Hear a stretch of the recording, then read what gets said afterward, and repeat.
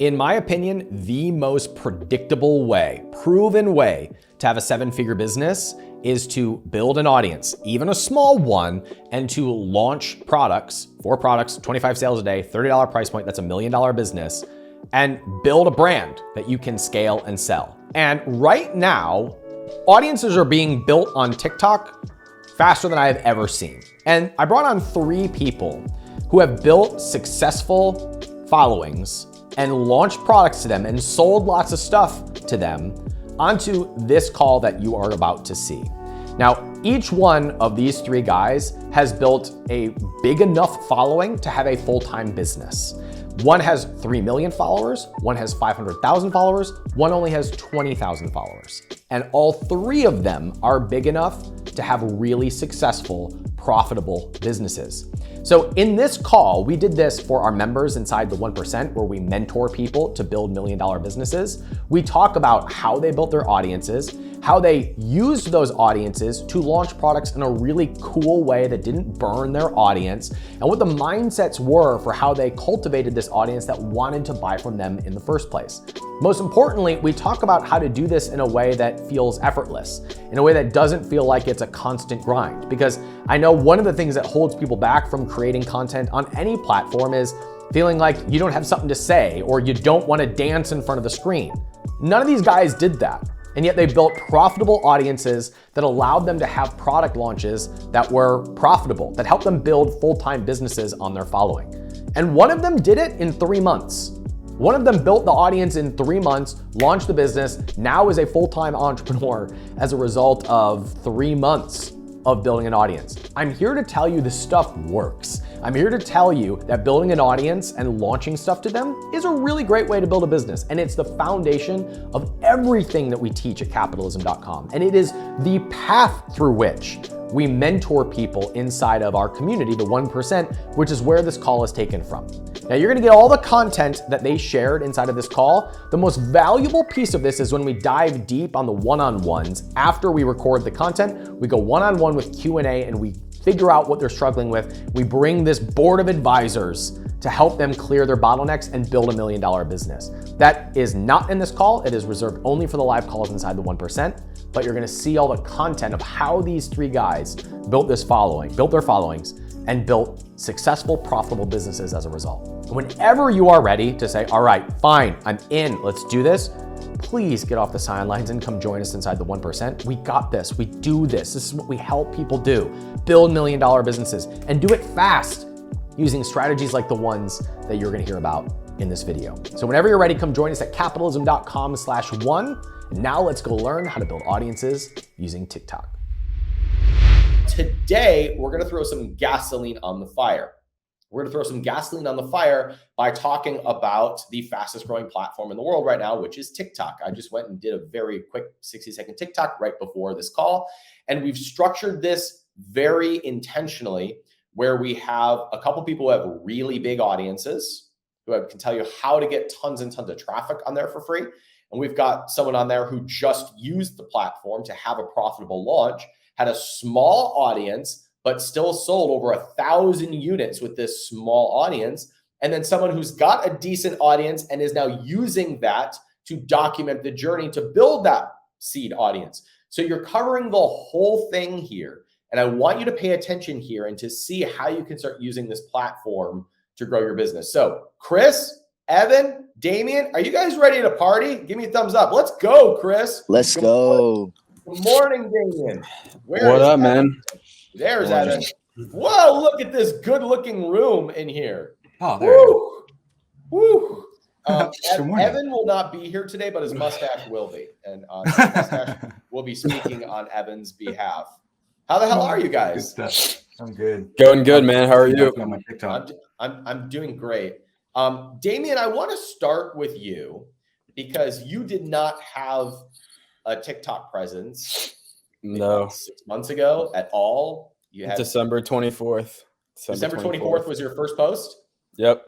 Okay, well, no. It was like my first business consistent post. Yeah, business post. Yeah. So I want to skip the in-between and let's just say, okay, December 24th, 2021. We're recording this on May 5th of 2022. So less than 6 months later.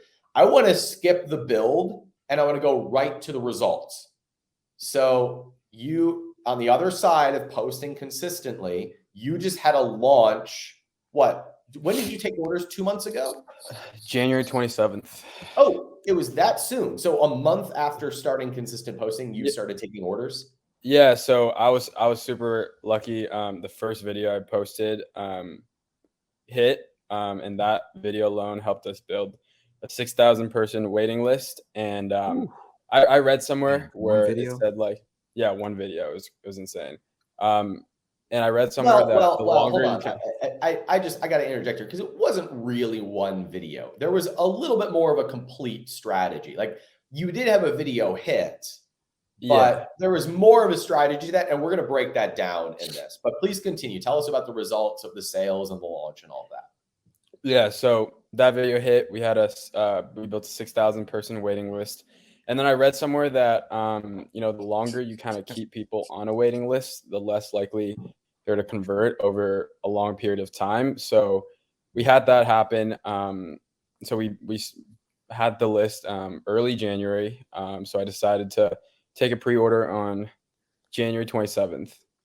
So the week leading up before January 27th, we kind of, hyped it up, had some scarcity, and it was real scarcity too. So we said, so we did a 20% run first. So that was about like 1,000 units.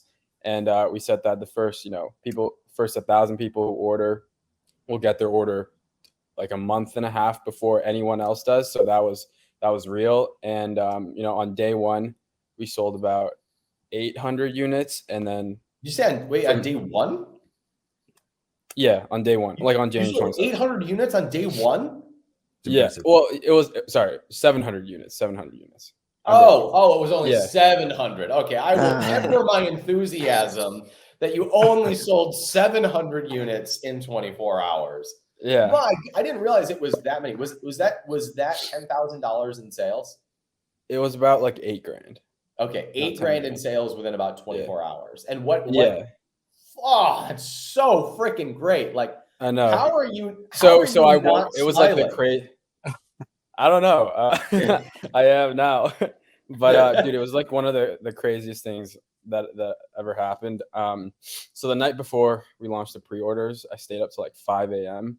because our website, everything I did before didn't save.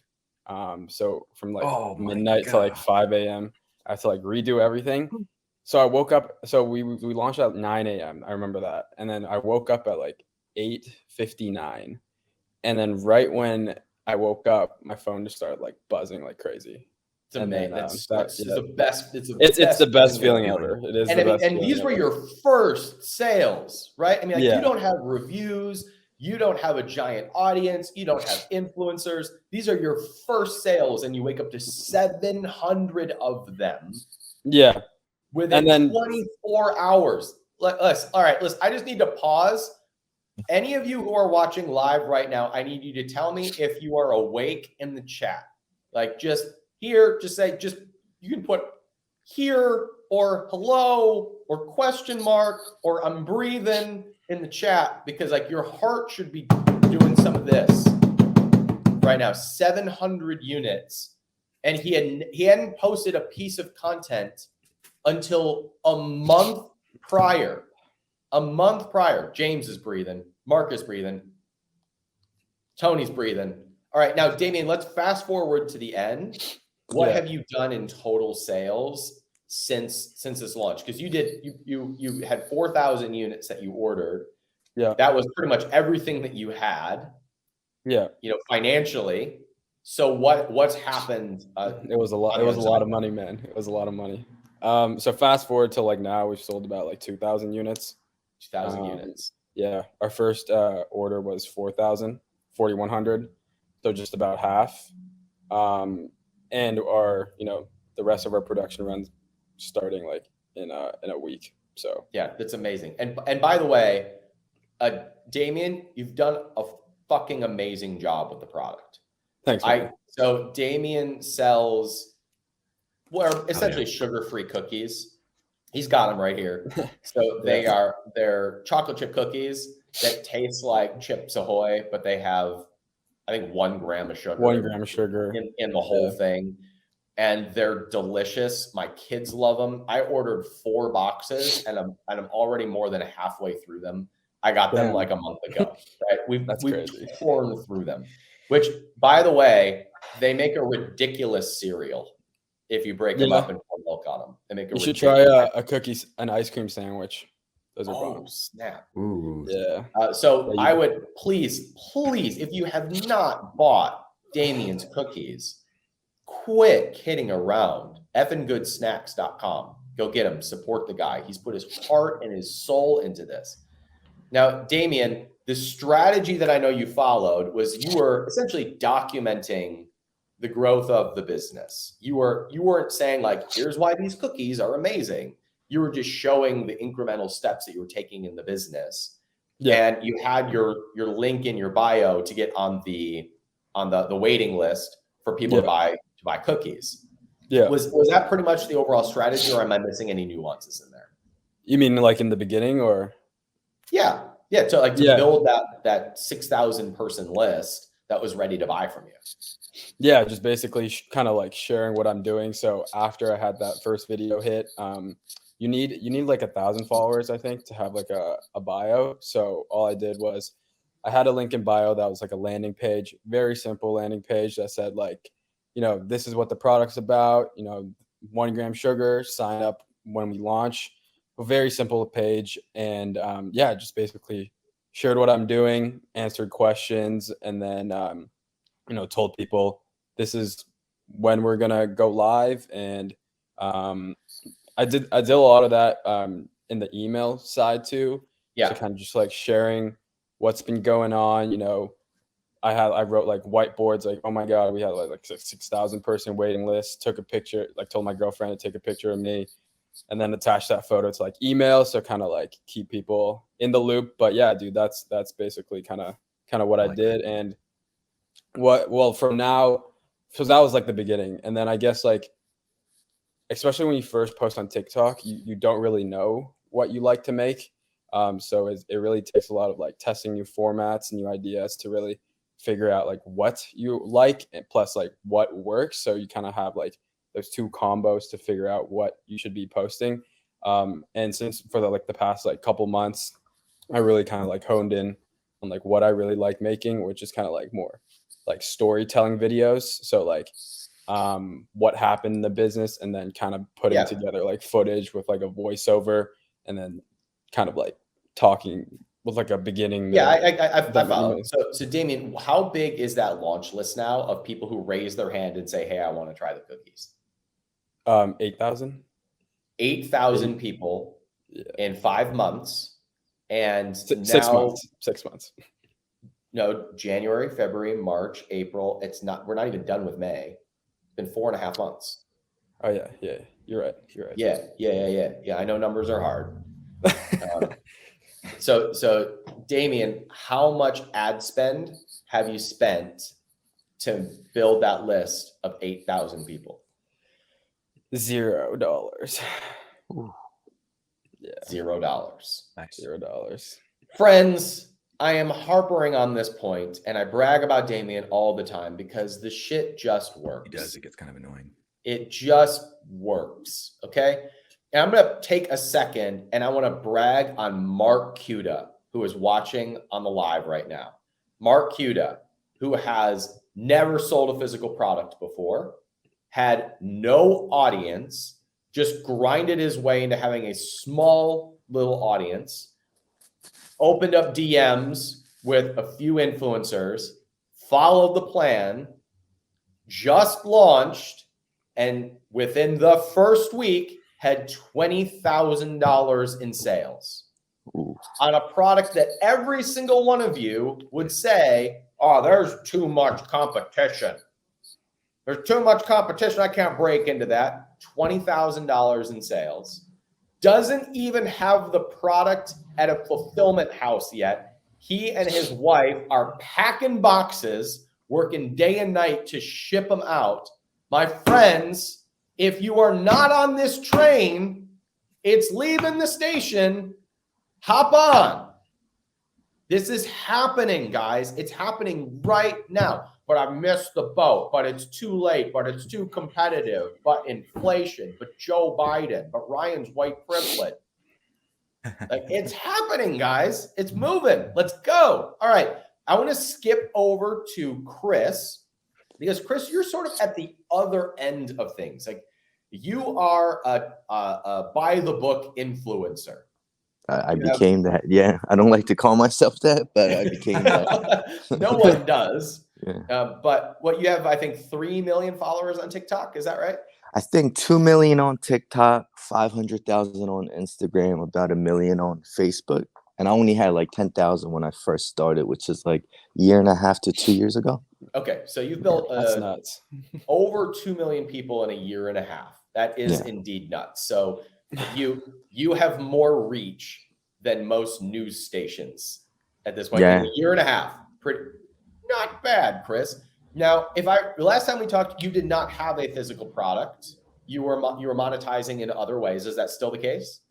Yeah, I'm still actually thinking of a product to launch. So since our conversation, what I did was I did launch my shirt, and cool. I did sell about like $30,000 worth of shirt, not units. About 30,000 plus, and we sell, I don't know, a couple thousand worth every week. But I only did that to figure out, while I'm figuring that out, I'm just trying to build an audience, trust. If there's like missing shipment, we're just sending them a new one, or we're just building a customer service, right? Because I honestly don't care about the revenue right now, because I care about building the brand and building that connection. So when I do launch, if you ever need help coming up with that physical product idea, I know a guy or two that can help. But Chris, what I want to talk to you about specifically is Damien started from the beginning building an audience specifically for his business. You did not. You were just building an audience. So what did you do to build such a responsive, large audience in such a short amount of time? Can you walk us through your mindset as you started this? So it could kind of go a little deep. So when pandemic hit, I'm a chef. I have 2 restaurants, one with my family, one of my own. So I used to do marketing, like Instagram marketing for the restaurant. And I doubled my parents' restaurant by 7 figures in 4 years. By just doing with only 3,000 to 4,000 followers on Instagram. But I knew it was that important to connect, reply back to every comment, post the food picture. Hey, we have drink special today. Hey, we have barbecue special today. So I always knew that. But when I opened up my own restaurant, I never got to shoot content. I outsourced to people who are like, hey, I'll grow your Instagram. I'm the best photographer. I'll do all of this. And then I had to be the chef, the manager, the dishwasher, and everything. So I stopped marketing. You were the entrepreneur. Yeah. And I didn't know that I was good at marketing. And when I outsourced it, it never worked. So I made a promise to myself that if I ever get a chance to time, I'm going to make content. And when pandemic hit, I gave all my schedule out to all my crew, and I had so much time left in my hand. And I was like, all right, God, all right, bro, right? This is the time, so I had no excuse to create content. But so the mindset was, I just decided to start creating content. People were stuck at home, anxiety, depression, scared to go to the market. And I just started making content. I started catering for my audience. They're like, oh my God, I don't have those ingredients. All right, let's cook with the ingredients, with the ingredients you have at home. Most people had some rice at home, some soy sauce at home, even ramen or dumpling at home, or leftover dumplings. So I'm like, yo, let's make dumpling fried rice. Let's make ramen fried rice. Very beginning of the pandemic, right? Yeah.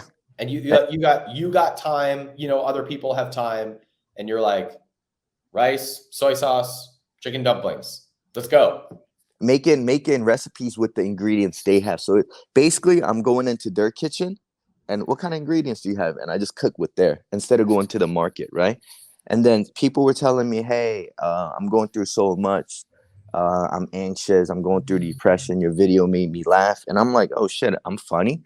So I started making my videos a little bit more funny too, because I'm like, it was meaningful, right? And I'm like, damn, I can't believe I made someone laugh. I can't believe they're going through this and I'm helping them. But also my mindset was, I might not survive the pandemic, like my restaurant might close, or I felt like, oh shit, I might die. and it sounds weird that we say this, We but all we really went through felt it. like we're We gonna all had die, that moment. right? Yeah. And we felt like our business wasn't gonna survive. Except too. for Evan, because Evan lives in like the middle of nowhere. So there's 7 people in his city. He was fine. The rest of us, we were afraid for our life. It was bad. Yeah. So you started just making like everyday cooking videos, and they took off. You had decent timing. You enjoyed what you were creating, and you were very active in the community. And you knew, based on previous experience, that if you jump in and build a community by replying to every comment and creating connection and relationships there, that good things will happen. Is that a fair summary? Yes, but to be honest with you, my mindset was, my restaurant might close, I might die. Let's leave everything behind. And my thing was, in 15 to 20 years from now, if my son ever asked me what I did in pandemic, I wanted to tell him I gave my all, right? And it was that deep. I was like, oh my God, let's give all the recipe. Let's not shy away from sharing it. I left everything behind there. And then I never thought I'll be exactly where I'm at. I never knew I'd get paid this much. I'll grow this big. So I tell people can't compete with that. You can't compete when someone's thinking with, I want 100,000 followers. I want to make millions. I came to die, like right here, to give all and like not leave a legacy, but tell my son 20 years from now, like, hey, I didn't slack off. I really tried my best, even though if I had to close my restaurant, and I didn't, so it goes that deep. Like, what is your big why? What happened to the restaurant when things reopened as a result of you having this audience?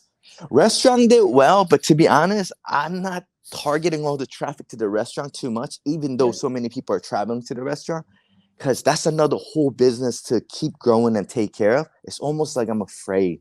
Every time I shoot out a post, people just rush out. Where's Chef, man? I thought he's here. So, I'm just balancing it. So I like to keep the traffic online more, because it's like 2 different business we're kind of juggling with, but yeah. Yeah, I totally get it. So your mindset going in was, I'm just going to leave it all on the court. I'm going to give everything I have. I don't care what happens. I'm just going to give to people. I'm going to make them smile. I want to leave, legacy might be too strong of a word, but I'm going to do my best to leave a dent.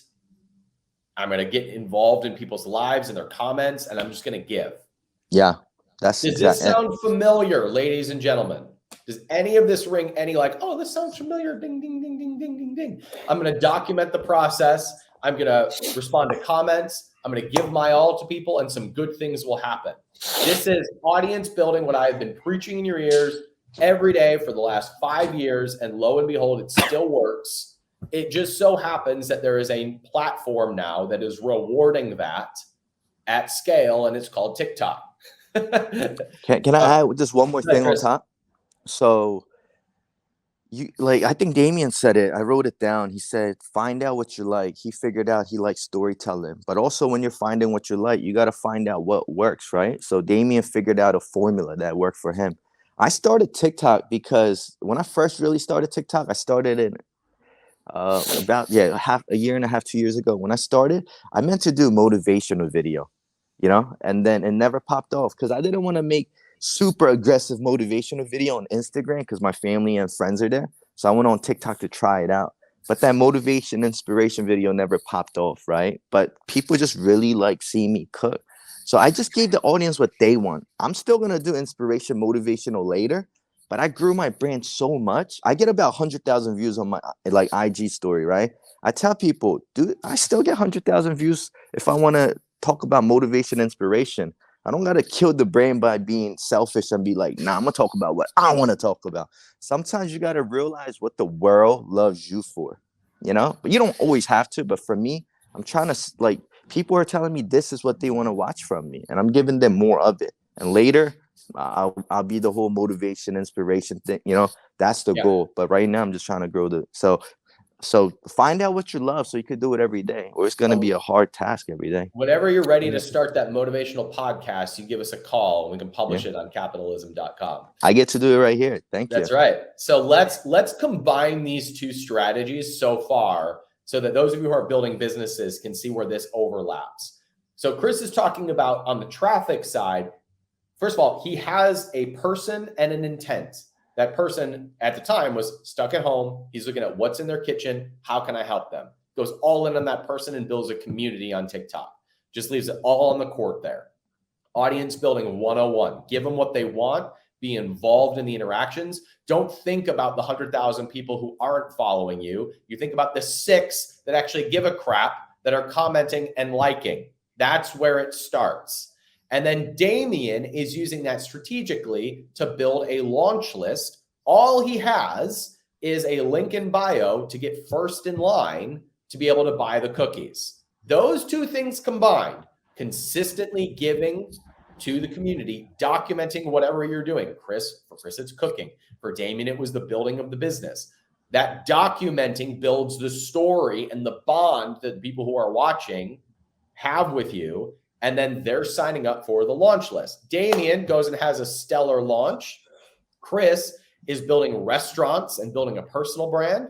Now let's talk about Evan, because Evan has been doing a hybrid of this for a little bit of time. Evan, you built the audience for another business, and now you're sort of going back and warming that audience up for a business that at first you were like, I don't think this has anything to do with my TikTok following.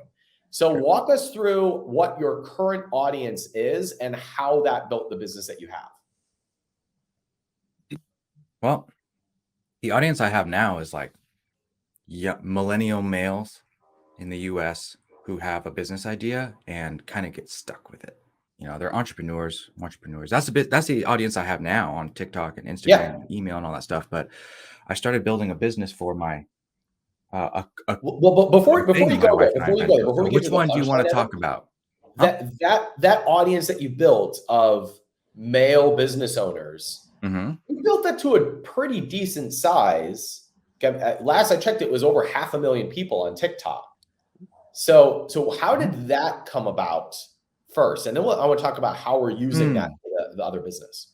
Pandemic. I was with Chris. Okay, tell us more. Yeah, I was still at the fire department during the pandemic. And so I was still running 911 calls. And I remember I was out of county. We were refilling helicopters with water to drop water on this big wildfire. And I pulled out my cell phone and I documented what we were doing.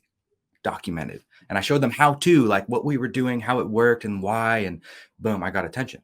And I was like, oh, this is new. This is interesting. I was like, what if I actually started talking about something that I cared about?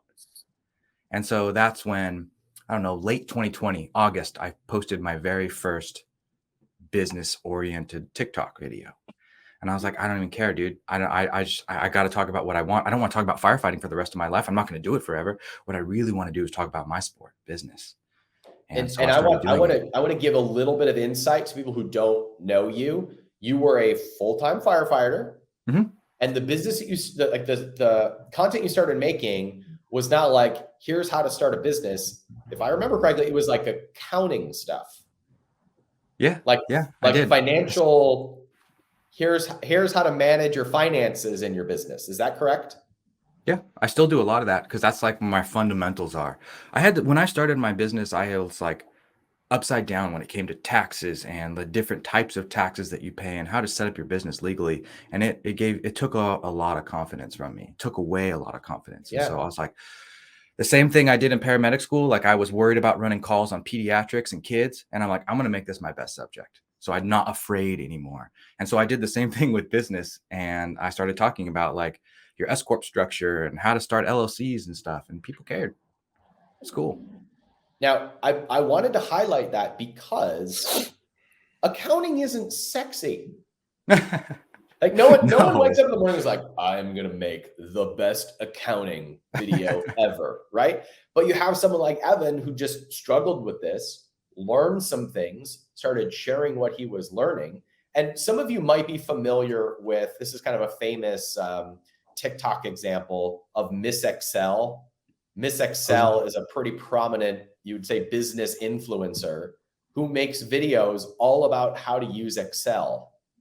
And she has hundreds of thousands of followers. She has a 7-figure business selling Excel templates. So, but my market's too small, but nobody wants to hear this, but it's too late. We're talking about accounting videos. And Evan starts to grow a business of people who are paying to have help with that. So Evan, you start doing business videos You build a business that allows you to be full-time as a result of you doing this. How big did that audience get? And did you do anything intentionally to make that business pop? The business last year the whole just TikTok personal brand thing made me about $250,000 last year in my first year of existence. And a lot of that came from affiliate marketing and brand deals. And so the audience size, to answer the first part of your question, grew to a little over 500,000 on TikTok. And then, sprinkling on the other social media channels that are now growing. It's amazing. So it's amazing work. One of the formulas that I figured out was, dude, there's a lot of shit out there that people say about TikTok and how to grow on social media. And just like Chris and Damien said, you got to find your spot, because every single person, I truly believe, has a voice, on social media, and you got to find it. And you kind of got to try a little bit over here and a little bit over here. And for me, it was just educational explainers. Like, I love doing that. Some people like to motivate. Some people like to make people laugh. Some people like to inspire, but I had a really good time just grabbing my notebook and just drawing shit and making it visual and simple. And I was like, okay, how simple can I make this concept? And that's kind of like I would challenge myself with. And so that was my formula, was like, how simple can I make this lesson? And that's what I keep doing with my content, and it seems to work. Yeah, and I've noticed that's the content that really hits for you. Now, so that business, six-figure business, congratulations, allowed you to become a full-time entrepreneur. But then you started another business that had nothing to do with this personal brand. And it was a physical products brand. Give us, you were holding it up earlier. Show us that. And then I want to talk about how you're working this into your business. So this product actually started in 2018. And I'd been working on the side for a while. It's a wood burning marker. So if you draw on wood with it and then apply heat, it just burns where you drew. So my wife and I invented this while I was still at the fire department. So I'm working on this business for like 3-4 years. So you're fighting fires with your full-time, and then you're starting fires on the side. This is 100%. A perfect business. You can never lose your job security when the two businesses serve each other. That is so true. So this is a pen that burns wood, and you were selling this on Amazon, correct? Yeah. Yep. 100%. That's where we started. Because I know it's doing well. When did it take off? It started taking off last year. Was the first year we did over $1 million in sales. Okay. And that was really awesome. Amazing. Yeah. Did the creation of content have anything to do with that? Oh yeah, definitely. I definitely took some of the stuff that I translated, from experimenting with my brand, and translated it over to Scorch Marker. And it worked. But I had been building Scorch Marker before I got good at social media, like on my own. Good. All right. So this is the punchline, everybody. So this is why we saved you for last, because you are the combination of Chris and Damien. Is where you've got the business going, you've got some audience, and now you're coming back and you're combining that to grow a physical products brand. So what of these lessons did you translate over that helped you pass the $1 million and is now helping you cast a vision for something bigger? What did you bring over? What were you like, okay, this worked, and now I'm going to bring this over into this business?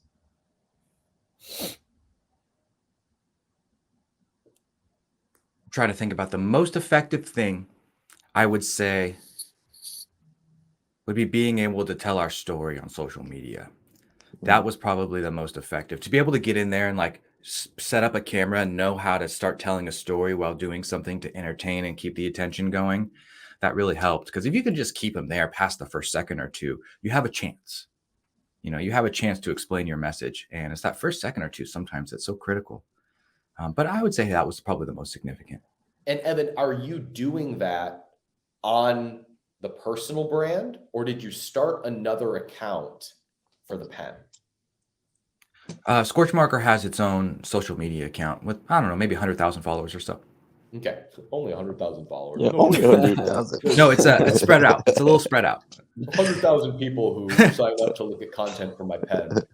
Dude, the reason I say that is because followers do not equal sales. Of course. Right? I have learned this lesson the hard way. Well, Evan, I know that you've started now to blend your personal brand into the documentation of the pen. And that's fairly recent. It's been in the last couple of months. So tell us about what you've seen as the result of starting to bring in the business side into the personal brand? So you were one that told me to do that, suggested it. You're like, I remember. go forth, share. And I'm like, oh, that's a really good idea. I didn't think about it. You know what? The honest truth, you guys, the honest truth was I was embarrassed. I was embarrassed of my own product, straight up, because I had this idea of what it could be and what it's not, and how I can fix it and improve it. And I was afraid to mix because I was afraid to devalue myself somehow. I don't know. It's all up in here. Trust me. The product is good. It sells. But that's really why I hesitated. And so when I heard you say that, like, go out, like, you can talk about this, and maybe you will find the people that you need will come to you. And whether it's for investing or whether it's for helping you make it better, it doesn't matter. And so once I started to talk about the struggles and the real shit with Scorch Marker, my failures, my challenges, things that I've overcome, it's made creating content easier, and it's allowed me to connect a little bit deeper with my fans. And it's cool because I'm one of those people who I really like creating those connections with people. I always encourage my followers to DM me on Instagram so I can send them a video, because I'm that type of person. I love video messages. I like making people feel like they're heard because I legitimately listen to them. And so now I'm kind of morphing those together, and it's really helping me like take ownership, which is something I like to do. And so, yeah, it's good stuff. What have you seen happen with the pen business, if anything, as a result of you sharing more on your personal brand? Have there been any tangible results? Yep, there have been. And I started talking about it. And then now when, for example, a couple weeks ago, I made a post and I'm like, hey, I need someone to help me find new products. I need help. I need someone. And this is what it's like. And I had tons of people who wanted to come work with me. And so I got to interview people for weeks. I didn't have to put a job posting on Indeed or anything. I just reached out on social media and I found exactly who I was looking for. I think that's cool.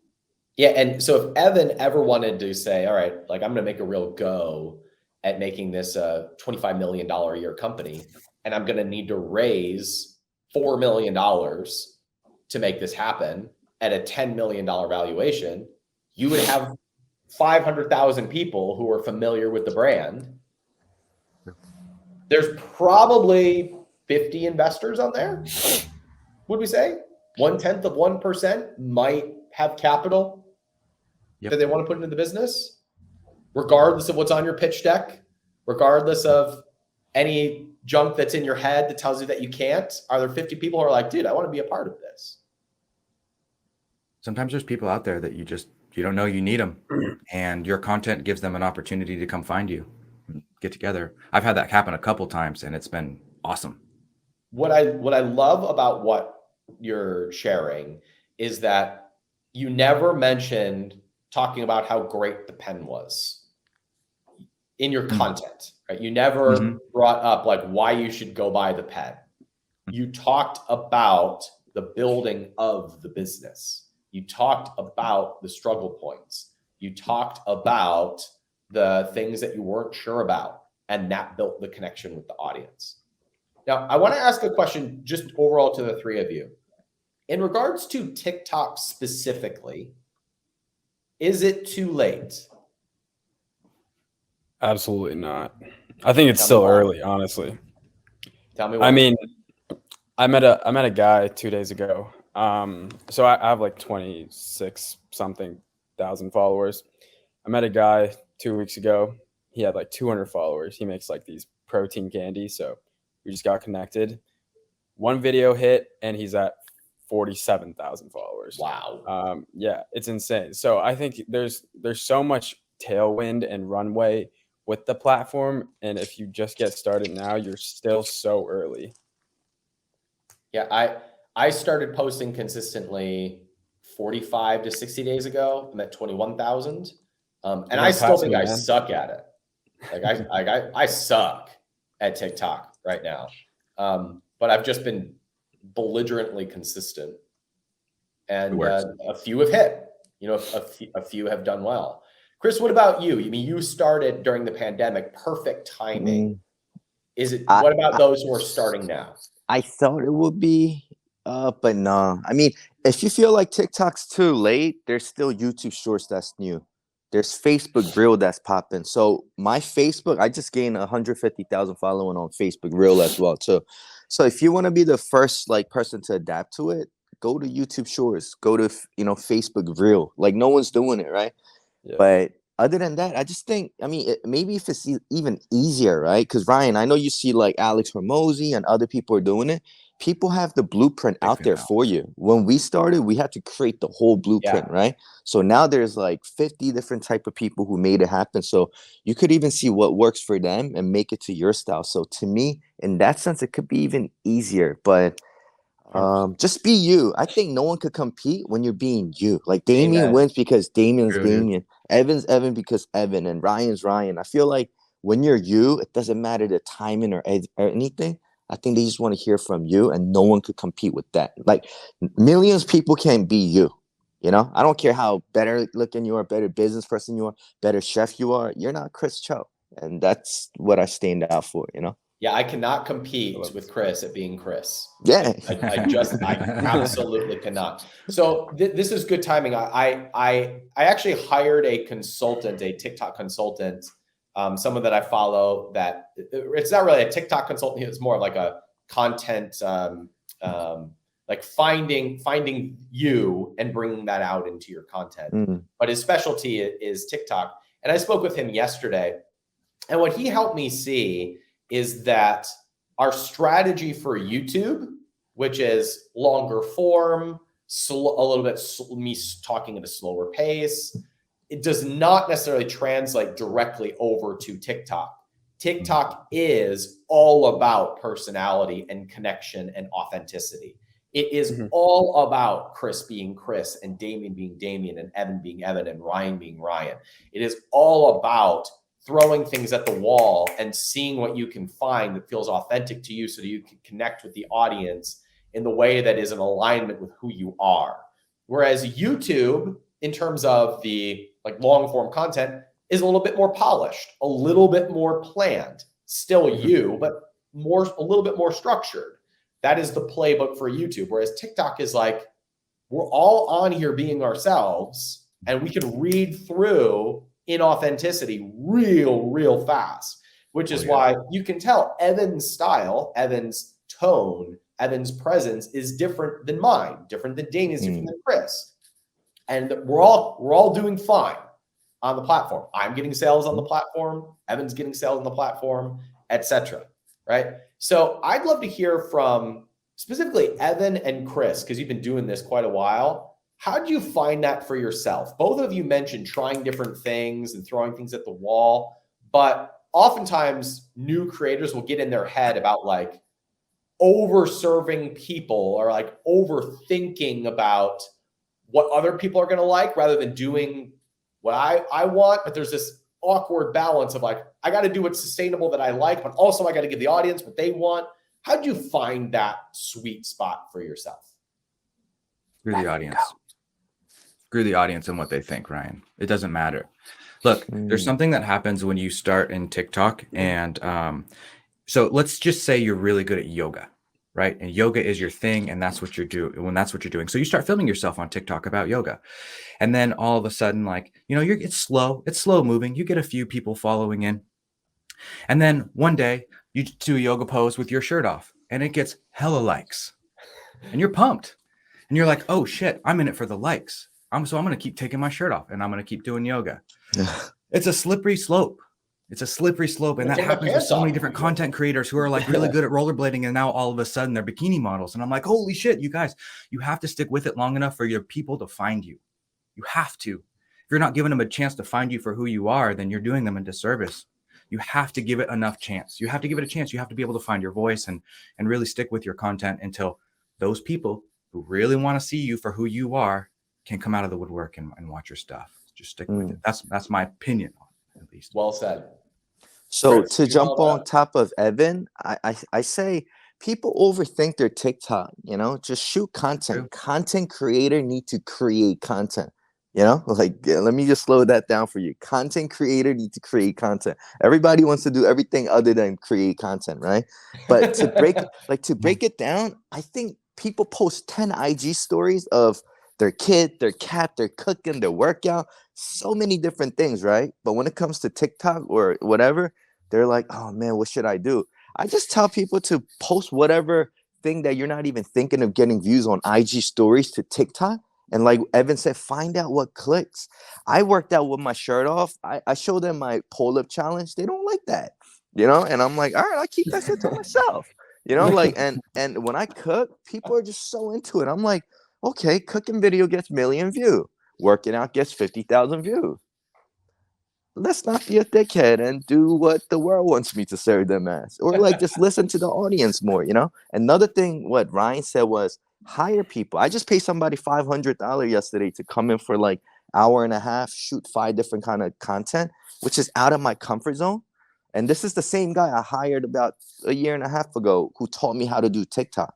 Like I just searched Philadelphia on the hashtag. He was one of the top viral guys. I say, hey, how much for an hour for your time? Can I have 4 sessions? He came to the restaurant and made me do some silly stuff that was out of my comfort zone, right? Like yesterday, he shot something like, it's like a reverse challenge where you act like you don't know what to expect from what someone's doing.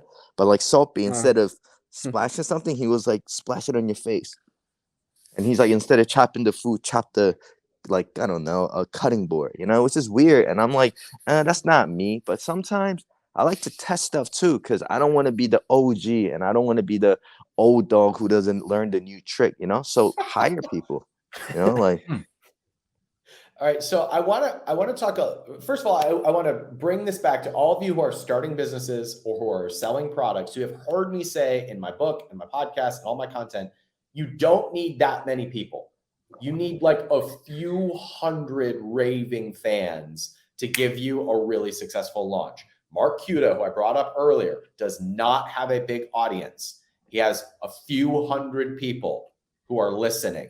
He did a $20,000 launch in the first 7 days. I'm so freaking fired up and proud of this guy, right? If like that, it is obviously going to be a 7-figure business because he's doing all the hard work necessary at the early stages.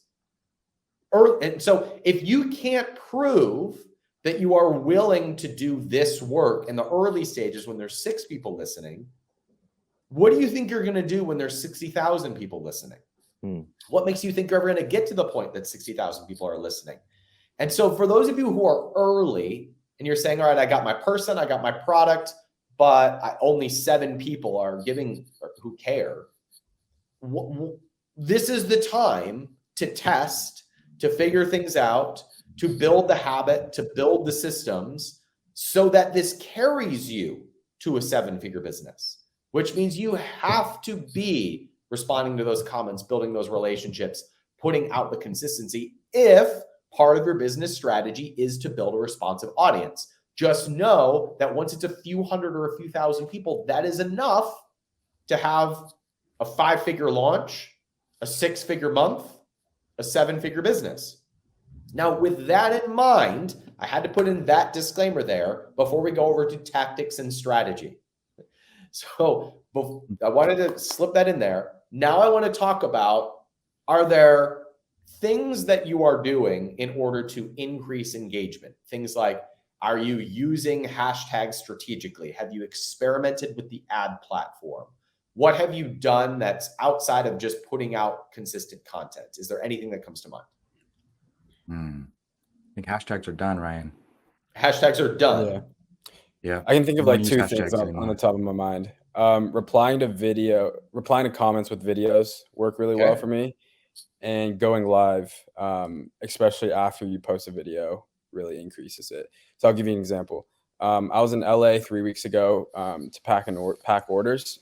So while I was packing orders, a UPS driver came over to like sample the cookies while I was packing. So I posted that video and then I went live, and usually I get about like 10, 20K views.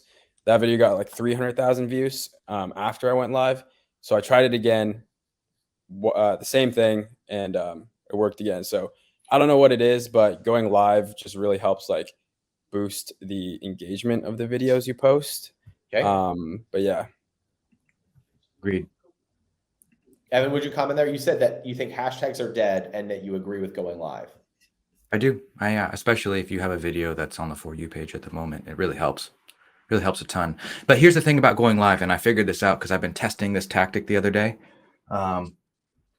Like if you can get like a whiteboard or like have a picture that has text behind you or in front of you when they swipe onto your live, because they have zero context of what you're talking about, who you are. So unless they're visually engaged, they're going to swipe past it.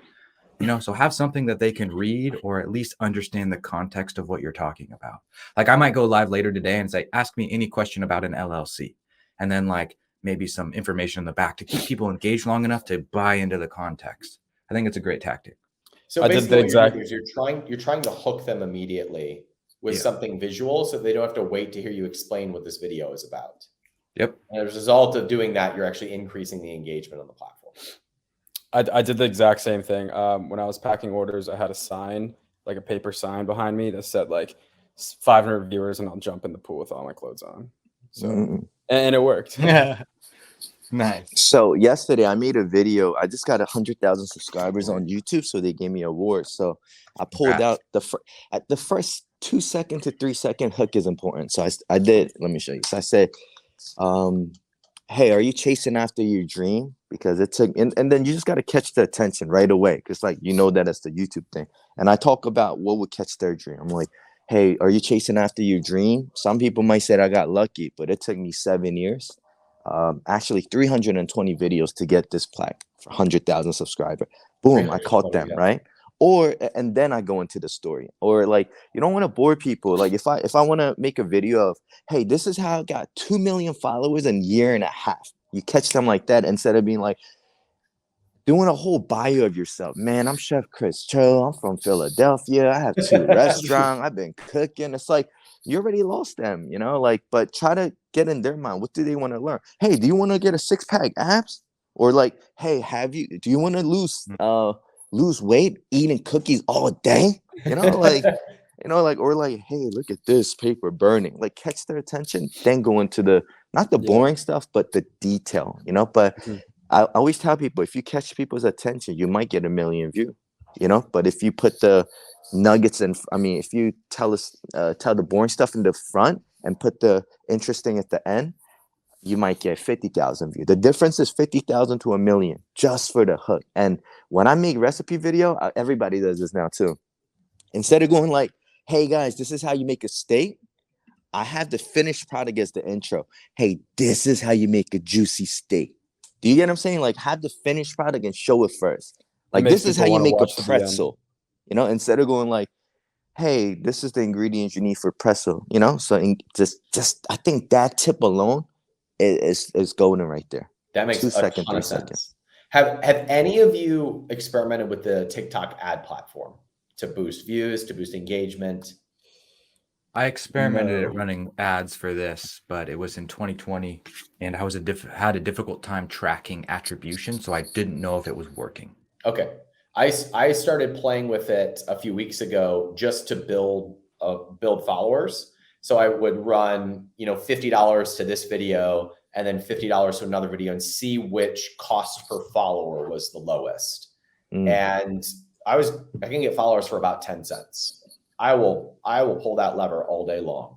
Like you find the right video, you can buy, 10,000 followers for $1,000. Where do I crank the lever? Because I'll keep cranking that all day long. One thing I've noticed, I'd love to hear you comment on, is I've noticed that TikTok is definitely a discovery play.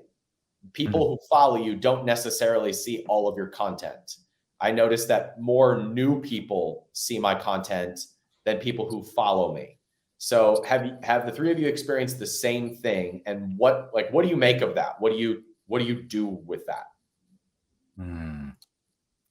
So the way I kind of think about it is you have your top of funnel content and your bottom of the funnel content. So the top of funnel content is you make it with the intent of going viral, where it appeals to like a broad, audience. So instead of saying like, what's an good example?